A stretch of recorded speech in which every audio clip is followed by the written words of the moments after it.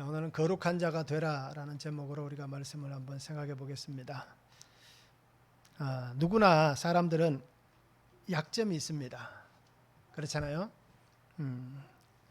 다른 사람에게 들키고 싶지 않은 약점, 또 이것 때문에 그것이 우리에게 컴플렉스가 되어서 참 오랜 시간 동안 우리를 힘들게 만드는 그런 약점들이 다 있습니다.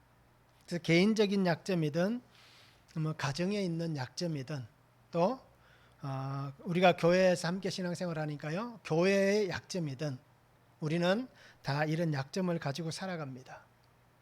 그런데 이것을 공개하는 것이 좋을까요? 숨기는 것이 좋을까요? 어떻습니까?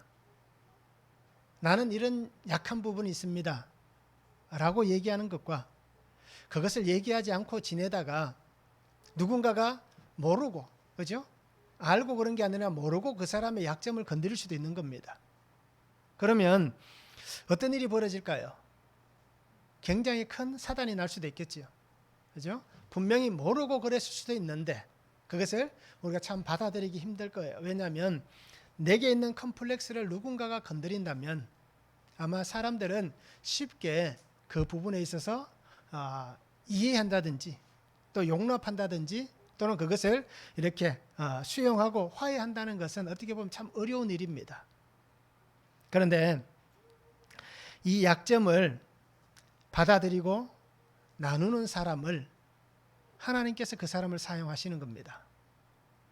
숨겨지고 가리고 감추는 사람을 하나님이 쓰시는 게 아니라 나는 이런 컴플렉스가 있습니다 라고 당당하게 밝힐 수 있는 사람, 나는 이러한 부족한 부분이 있습니다, 이런 약점이 있습니다 라고 밝힐 수 있는 그 사람을 하나님이 쓰시는 겁니다. 왜 그럴까요? 그 사람의 그 약한 부분을 통해서 그런 똑같은 아니면 비슷한 그죠? 컴플렉스를 가지고 있고 약점을 가지고 있는 사람들에게 이 사람을 통해서 하나님께서 그들을 위로하기를 원하시는 겁니다. 또 그들을 하나님이 주신 그 사랑을 깨닫기를 원하는 겁니다. 나 같은 사람을 쓰시기를 원하시는 하나님께서 나를 통해서 다른 한 사람이 하나님의 은혜 안에 거할 수 있도록, 그죠?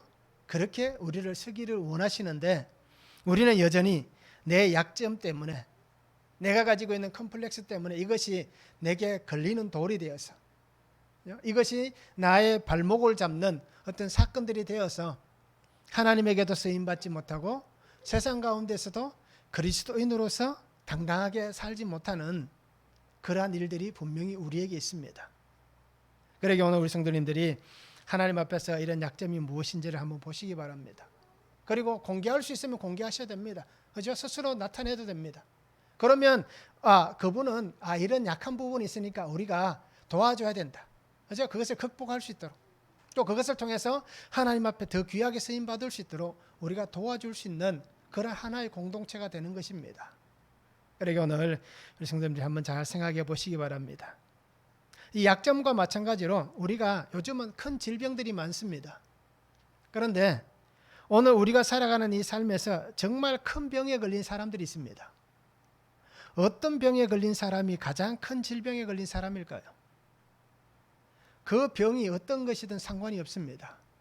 어떤 질병에 걸린 사람이 가장 큰 질병에 걸린 사람인가 라고 생각해 보니까요, 자기가 앓고 있는 병을 모르는 사람, 모르고 지나가면 오히려 좋겠다라고 생각할 수 있겠지만 가장 큰 질병에 걸린 사람이 내가 어떤 병에 걸린지 모르는 겁니다. 내가 어떤 질병에 걸린 줄 모르니까 어떻게 됩니까? 치료도 못하고 그 시기도 놓치게 됩니다.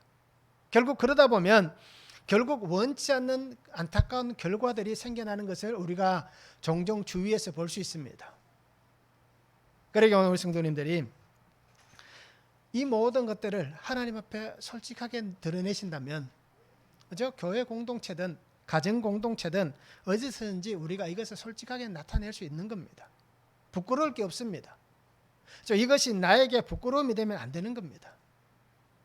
그리고 우리가 기도를 많이 부탁하잖아요. 이렇게 기도해 주시면 좋겠어요 라고 성도들끼리도 부탁을 하고 또 이렇게 카톡이나 아니면 문자를 통해서도 이렇게 기도해 주세요 라고 부탁을 하기도 하고 또 교회 안에서도 그런 일들을 많이 합니다. 참 좋은 일인 거예요. 내가 이렇게 약하고 내가 이렇게 질병이 있으니까 이런 부분에 있어서 기도해 주시면 좋겠습니다. 나눌 수 있다는 것. 이것이 정말 건강한 모습이고 건강한 공동체입니다. 그러기에 오늘 우리가 하나님 앞에서 나의 모습을 정확하게 드러낼 수 있다면 내가 알고 있는 사람들 앞에서도 정확하게 드러낼 수 있어야 되고, 그리고 나의 신앙의 삶을 정확하게 볼 수 있는 삶이 되어야 되는 겁니다. 정확하게 보아야만 우리가 받아들일 수가 있는 겁니다. 그리고 그것을 통해서, 받아들임을 통하여서 하나님께서 원하시는 하나님의 역사는 그때부터 시작이 되는 겁니다. 그리고 우리 성도님들이 이것을 잘 기억하시면서 저도 그렇게 살기를 노력하고 있고, 그리고 우리 성도님들도 그렇게 살도록 노력하면 참 좋겠습니다. 오늘 말씀을 한번 보시기 바랍니다. 거룩한 자가 되라라는 제목으로 우리가 말씀을 보는데요. 오늘 본문에 보면 베드로는 이렇게 얘기합니다. 마음의 허리를 동이라라고 얘기합니다. 그리고 그리스도의 은혜를 바라보라라고 얘기하고 있습니다. 그리고 나를 부르신 그 부르신 자처럼 어떻게 합니까? 거룩한, 그죠? 부르신 거룩한 것처럼 우리가 거룩한 자가 되라라고 말씀합니다. 그러면서 우리가 이렇게 거룩하게 대속을 받은 것은 오직 예수 그리스도의 보배로운 피로 되었다라고 그렇게 말씀하고 있습니다. 그러면서 우리가 살아가는 삶의 모든 것, 소망을 누구에게 두라고 얘기합니까? 하나님께 소망을 두고 거짓 없이 살아가고 거짓 없이 형제를 사랑하자라고 그렇게 말씀을 하고 있습니다. 그래서 첫 번째 보면 모든 행실에 거룩한 자가 되라라고 말씀합니다. 13절에서 16절입니다. 그러므로 너희 마음의 허리를 동이고 근신하여 예수 그리스도께서 나타나실 때에 너희에게 가져다 주실 은혜를 온전히 바랄지어다. 너희가 순종하는 자식처럼 전에 알지 못할 때에 따르던 너희 사욕을 본받지 말고 오직 너희를 부르신 거룩한 이처럼 너희도 모든 행실에 거룩한 자가 되라. 기록되었으되 내가 거룩하니 너희도 거룩할지어다 라고 말씀합니다. 모든 행실에 거룩한 자가 되라 라고 얘기합니다. 베드로는 성도들에게 분명히 당부합니다. 오실 주님을 기다리면서 믿음의 거룩함으로 주님만 기다리고 주님만 바라보라 라고 말씀해 주시고 있습니다. 믿음의 사람들이 자기가 살아가는 삶 속에서 어떤 삶을 살아갑니까?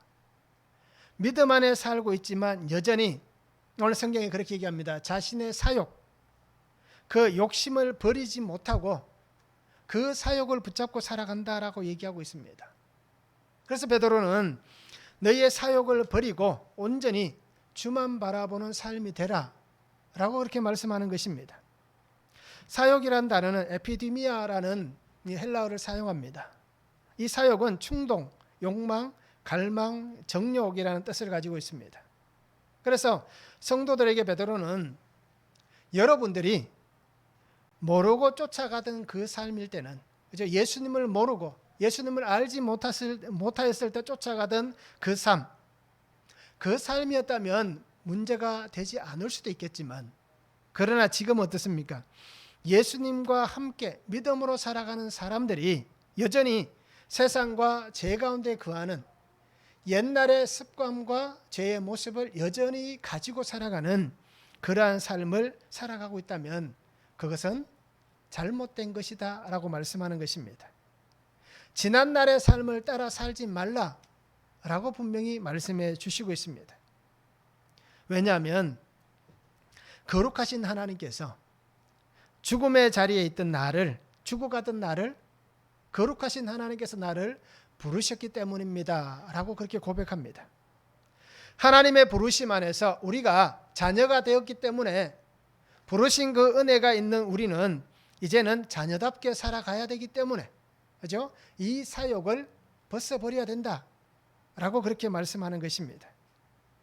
거룩을 닮은 성도가 정말 하나님 안에서 거룩함을 닮아가기 원한다면 정말 우리가 하나님의 거룩하심 안에 사는 삶이 되어야 하는 겁니다. 거룩은 지난날 나의 삶을 여전히 되풀이하는 자가, 그죠? 옛날과 똑같은 방법으로 살아가는 사람이 나는 거룩한 자입니다 라고 얘기하는 것이 아닙니다. 거룩이라고 얘기할 수 있는 것은 이제는 내가 다른 사람이 되었습니다. 예수님을 알고 예수님을 믿고 난 이후부터 나는 예전의 사람이 아닌 이제는 그때와는 180도 달라진 새롭게 변화되어진 그 삶을 살아가는 사람입니다 라고 얘기하는 사람이 내가 하나님의 거룩을 닮은 사람입니다 라고 얘기할 수 있습니다. 나의 과거의 나, 예전 과거의 나, 아니면 현재의 나, 지금 나의 모습을 끊어내야 되는 겁니다. 그리고는 미래의 나를 위해서, 앞으로의 나를 위해서 새롭게 지금부터 현재부터 살아가는 삶이 바로 하나님 앞에서 거룩한, 하나님의 새롭게 은혜 받은 거룩한 성도의 삶이다 라는 것을 우리가 잊지 않았으면 좋겠습니다. 그러면 내가 행하던 행실은 무엇이었습니까? 우리는 어떻게 살았습니까? 예전에는. 그것을 오늘 분명히 얘기합니다. 사욕 가운데 살았다라고 얘기합니다. 그 정욕, 세상의 욕심, 세상의 성공, 세상의 가치에 빠져서 살아왔던, 그래서 끝없이 그것을 갈망하고 그저 그 욕구를 채우기 위해서 그렇게 끝없이 살아왔던 우리의 삶의 모습이었습니다. 왜 그렇게 우리가 발버둥 치고 살았습니까? 다 따지고 보면 자신의 만족을 채우기 위한, 정욕도 마찬가지고, 그리고 세상에서 잘 되는 것도 마찬가지고, 세상의 가치, 성공도 마찬가지입니다. 결국 내 욕심을 채우기 위한 그 삶을 우리가 살아왔다는 것을 분명히 알고 있습니다. 그러면서 어떤 때는 죄가 죄인 줄도 모르고 살았을 겁니다.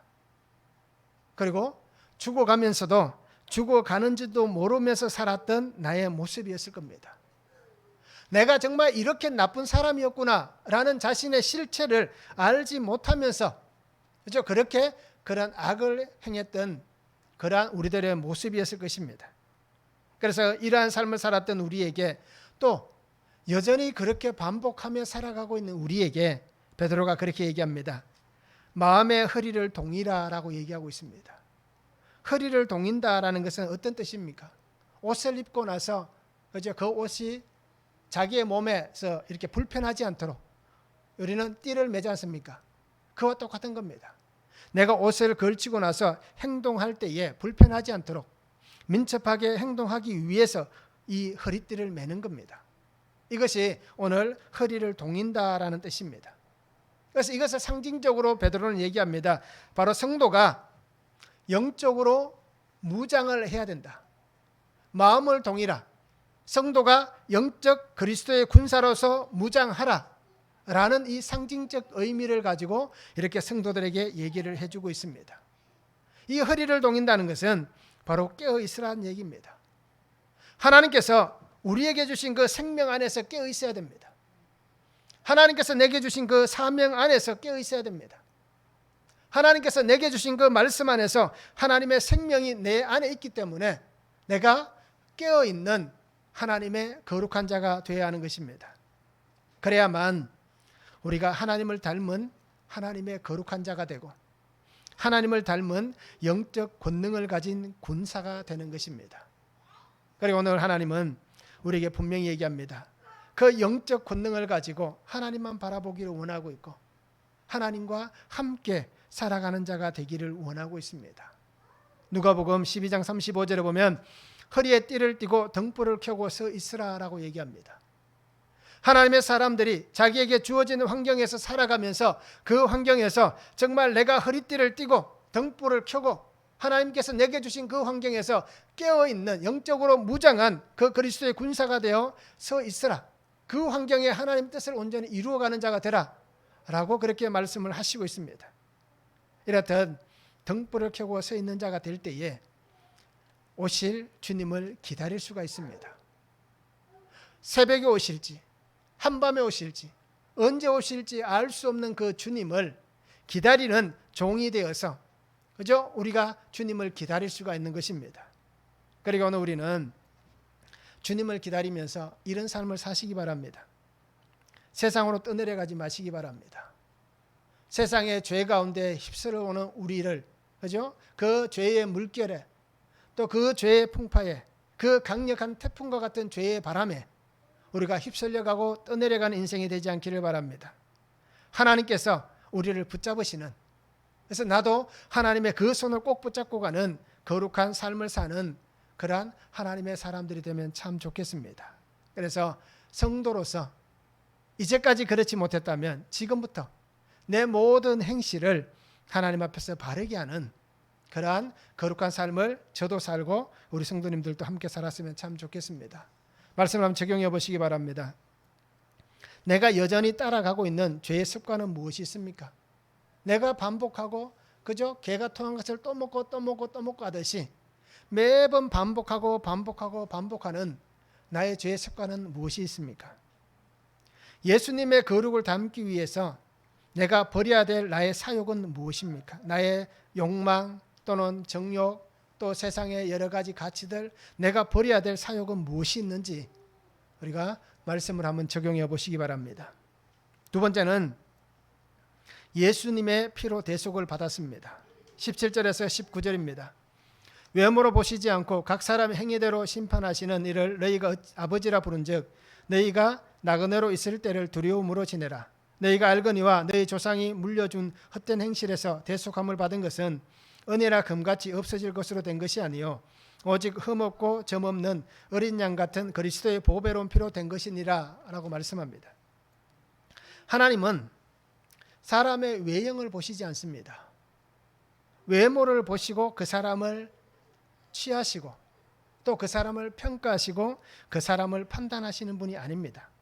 사도행전 10장 34절과 35절에 보면 베드로가 입을 열어 말하되 내가 참으로 하나님은 사람의 외모를 보지 아니하시고 각 나라 중 하나님을 경외하며 의를 행하는 사람은 다 받으시는 줄 깨달았도다 라고 고백하는 장면이 있습니다.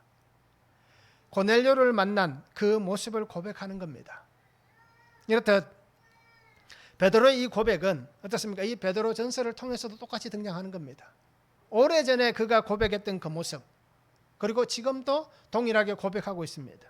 이렇듯 지금 우리도 이러한 고백이 있기를 원합니다. 하나님은 그 사람의 외형만을 보고 취하지 않는다라는 것입니다. 하나님은 그 사람이 행한 대로 심판하신다라고 말씀합니다. 믿음 안에 사는 성도는 하나님 앞에서 자신의 삶을 살면서 분명히 두려움을 가져야 됩니다. 우리가 믿음으로 살아가면서 하나님이 다 용서해 주시겠지, 하나님께서 이것을 받아주시겠지, 하나님께서 이러한 부분들을 이해해 주실겠지, 분명히 하나님은 이해해 주실 것이고 용서해 주실 것이고 받아주실 겁니다. 그런데 그것이 우리의 면죄부가 될 수는 없습니다.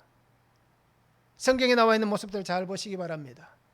죄에 대한 결과는 자기가 다 지고 갔습니다. 하나님은 이해하고 용서하고 받아주셨지만 그 죄에 대한 결과의 책임은 본인이 분명히 지고 가는 겁니다.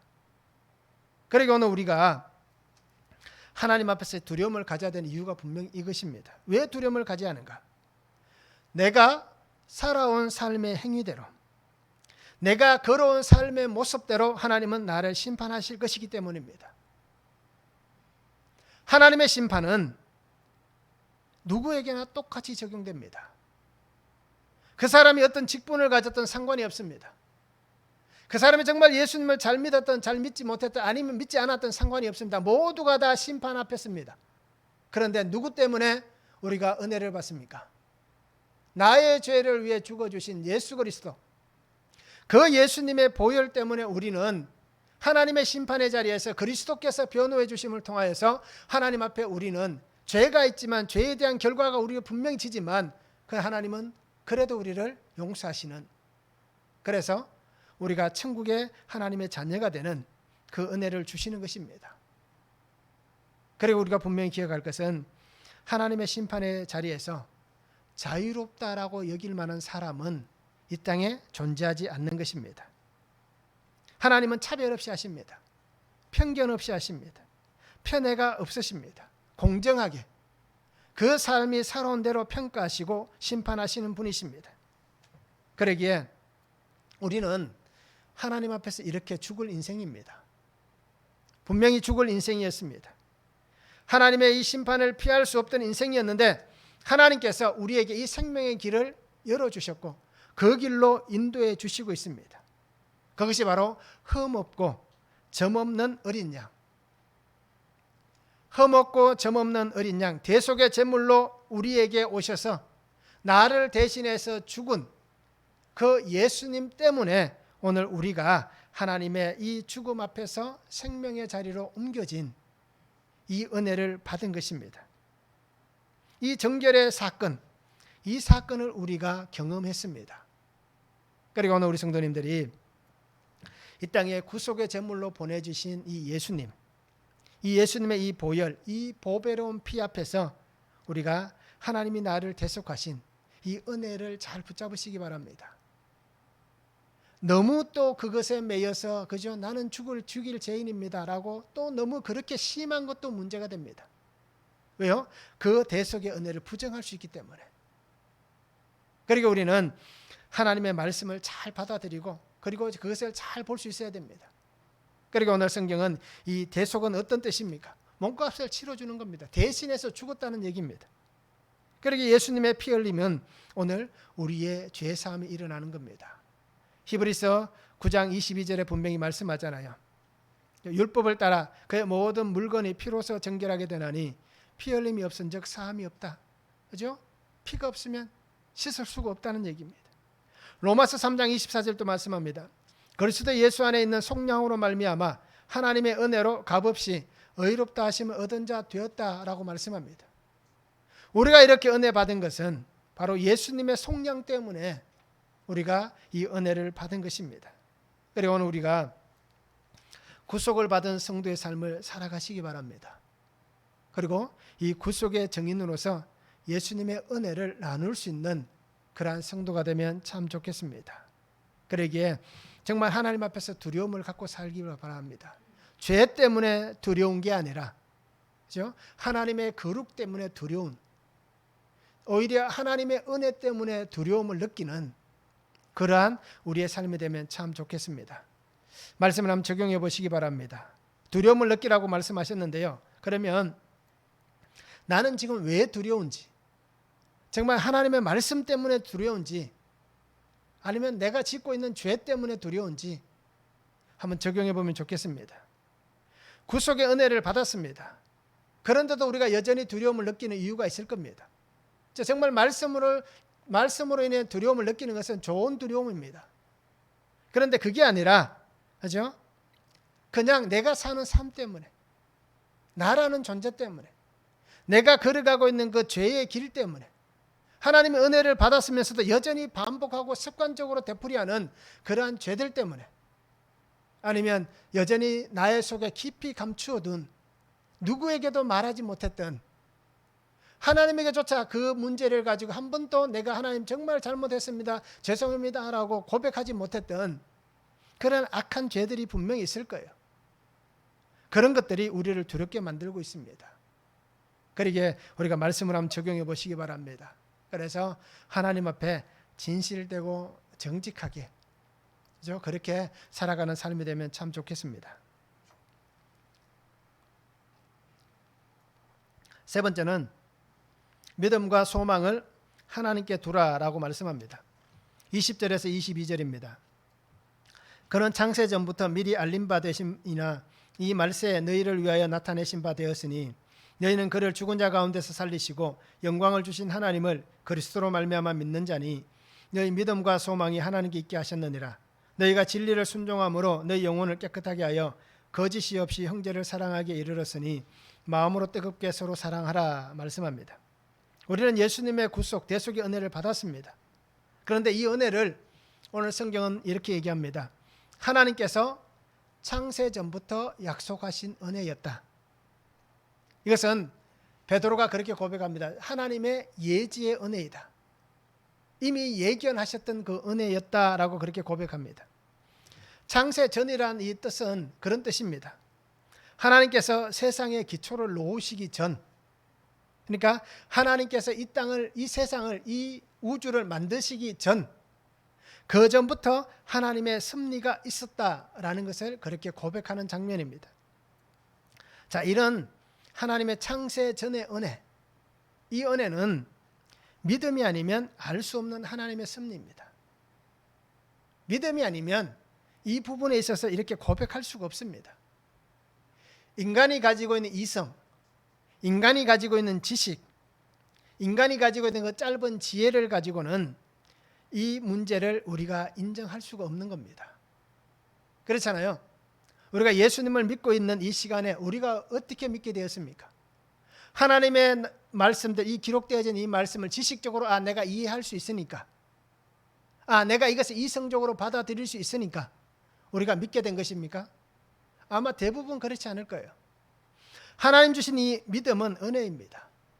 하나님의 이 놀라운 섭리를 우리가 믿을 수 있는 것은 하나님께서 그 믿음을 우리 안에 주신 은혜 때문에 우리가 이것을 믿음으로 고백할 수가 있는 겁니다. 그러면서 그렇게 고백하잖아요. 하나님은 창세전부터 나를 만드셨고, 그죠? 나를 구원하셨고, 내게 지금 그 은혜를 주셨다라고 우리가 그렇게 고백할 수 있는 겁니다. 그리고 오늘 우리가 하나님께서 내게 주신 이 하나님의 섭리를 잘 볼 수 있기를 원합니다. 에베소서 1장 4절에서 5절에 말씀합니다.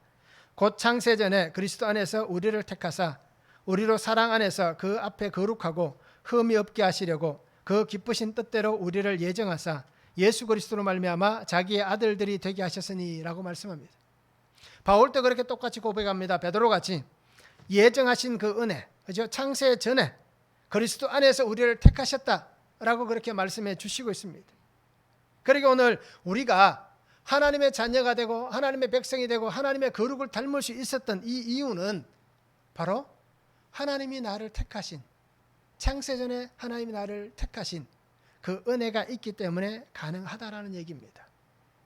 그래서 하나님은 우리를 하나님 뜻 안에서 시작하셨습니다. 그리고 하나님의 뜻 안에서 하나님의 그 마지막 시간, 그 하나님의 시간 안에 우리를 위해서 하나님은 드러내 주셨습니다. 그리고 오늘 우리 성도님들이 나에게 보여주신 이 구속의 역사, 이 은혜를 잘 붙잡으시기 바랍니다. 그리고 이 구속의 은혜 안에 살아갈 수 있는 복된 삶이 되면 참 좋겠습니다. 그렇기 때문에 우리 성도는 하나님께서 구속하신 은혜 안에서 믿음과 소망과 삶의 모든 가치를 하나님께 두고 살아가야 됩니다. 내 삶의 소망, 이것을 하나님께 둘 수 있기를 원합니다. 오늘 내게 있어서 가장 중요한 것은 내가 하나님 안에 소망을 갖고 있습니다. 내가 이렇게 하나님 안에 소망을 갖고 살아가는 삶이 된 가장 중요한 이유는 바로 내가 구속의 은혜를 받았기 때문입니다. 이 구속의 은혜가 있기 때문에 내가 하나님께 소망을 둘 수 있습니다 라는 이 고백이 있는 삶이 되기를 원합니다. 나를 자녀 삼아 주셨다라고 얘기합니다. 자기의 아들들이 되게 하셨다라고 그렇게 말씀해 주시고 있습니다. 그러기 오늘 우리는 이 땅에 존재할 사람들이 아닙니다. 그렇잖아요. 우리는 이 땅에서 평생을 영원히 살 사람들이 아닙니다. 결국 우리는 영원히 살 수 있는 곳이 분명히 정해져 있습니다. 그러니까 우리가 그 나라에 가기 위해서는 내게 주신 그 하나님의 생명 안에서 주님과 함께 믿음 안에 선하게 걸어갈 수 있기를 원합니다. 주님의 사랑이 나의 안에 있습니다. 주님의 생명이 나의 안에 있습니다. 주님께서 내게 찾아와 주셨고 나와 함께 주시기에 오늘 우리 성도님들이 이제는 그 진리 안에서 정말 하나님의 사랑을 함께 나눌 수 있고 하나님의 생명을 함께 나눌 수 있는 그러한 복된 삶이 되면 좋겠습니다. 예수님의 이 생명의 사랑, 그 사랑으로 정말 변함없는 거룩한 하나님의 자녀의 복된 삶을 저도 살고 우리 성도님들도 살았으면 좋겠습니다. 그래서 정말 하나님께서 내게 잘했다, 참 잘했다, 수고했다 라고 말씀하실 그때를 우리가 기대하면서 이렇게 믿음으로 한 발 한 발 걸어갈 수 있기를 원합니다. 말씀을 한번 적용해 보시기 바랍니다. 나의 모든 삶의 가치, 소망을 하나님께 두고 있습니까? 아니면 여전히 내가 살아가는 삶의 행위 안에 두고 있습니까? 어떻습니까? 나의 소망, 삶의 가치, 이것을 하나님께 두는지, 여전히 세상에 두고 세상 사람들과 똑같이 그곳에 가치를 두고 그곳에서 살아가고 있는지 우리가 말씀을 통해서 한번 적용해보고 그렇게 살았으면 좋겠습니다. 네 번째는 거룩한 자가 되는 것은 하나님의 말씀으로 된 것입니다. 23절에서 25절입니다. 너희가 거듭난 것은 썩어질 씨로 된 것이 아니요 썩지 아니할 씨로 된 것이니 살아있고 항상 있는 하나님의 말씀으로 되었느니라. 그러므로 모든 육체는 풀과 같고 그 모든 영광은 풀의 꽃과 같으니 풀은 마르고 꽃은 떨어지되 오직 주의 말씀은 세세토록 있도다. 너희에게 전한 복음이 곧 이 말씀이니라 라고 말씀합니다. 베드로는 우리를 나그네와 같은 삶을 산다라고 얘기합니다. 우리가 살아가는 삶은 나그네의 삶입니다. 나그네는 가야 할 곳이 있잖아요. 그래서 지금 있는 이곳이 정착지가 아니라 이곳은 어떻습니까? 그 여정 가운데 하나에 있을 자리일 뿐입니다. 그래서 우리가 나그네다라고 얘기한 이유는 우리의 영원한 정착지는 어디입니까? 바로 하나님의 나라, 천국이기 때문에 이 땅에서 우리가 뭐 길면 100년, 짧으면 뭐 단 몇 시간밖에 못 살고 간다 할지라도 우리의 삶의 자리는 나그네의 삶의 자리입니다. 그러니까 오늘 우리 성도님들이 하나님께서 내게 주신 이 은혜 안에서 나그네와 같은 이 삶을 살아가며 정말 하나님의 거듭난 그 은혜 안에 사는 것은 바로 내가 썩지 아니할 씨로 되었기 때문입니다. 정말 우리가 이 땅에서 살아가면서 썩어질 인생들이 아닌 이유는 세상의 모든 것은 다 썩어서 없어집니다. 우리의 육체가 장사 지내고 나면 얼마나 오랫동안 버티겠습니까? 땅 속에서 과연 몇 년을 버티겠습니까? 다 썩어져 없어집니다. 흙으로 왔기 때문에 다 흙으로 돌아갑니다. 그런데 오늘 성경은 얘기합니다. 우리는 그런 인생인데 썩어질 인생이 아니다라고 얘기합니다. 왜요? 썩지 아니할 씨로 우리가 되었기 때문이다. 하나님 안에서 우리가 살아있는 존재가 되었기 때문입니다. 이 씨라는 단어는 스포라라는 단어를 씁니다.